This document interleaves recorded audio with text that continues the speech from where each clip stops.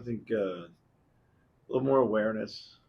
When they do put the ball on the floor, what's happening. Played stronger, played cleaner. Knew where their outlets were going to be. Uh, you know, hopefully we'd learned enough lessons, but they were really good. They really force you into tight spots and they swarm you when they get there. So everything's got to be a little bit earlier than you're used to. Sounds like Pat Bev is going to be here. Is that a pregame speech guy to bring in?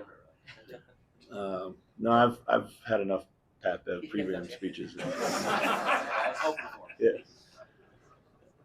Hey, Coach. Hey.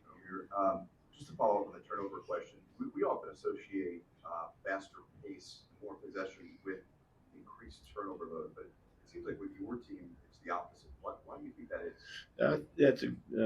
It's true. I mean, the faster we play, the quicker our decision making is. The quicker our decision making is, the better we are. I mean, when we get caught holding or surveying too long or probing or exploring things for ourselves too much, that's when we invite trouble. And this is what this team really thrives on. This OKC defense just feasts on that. So, we got to force pace, but it's not just from A to B. It's also within the half court and just quicker decisions. But when we play quicker, we tend to make quicker decisions in the half court.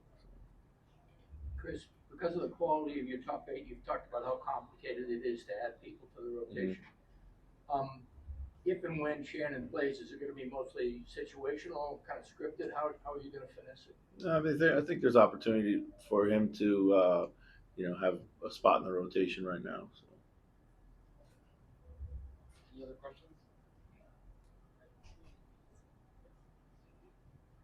Chris, when you decide to play Shannon instead of Clark, is that stuff you see in practice, or is that matchup based? No, I think it's a little bit of kind of what does the game need, or what do we need in the game more than anything else.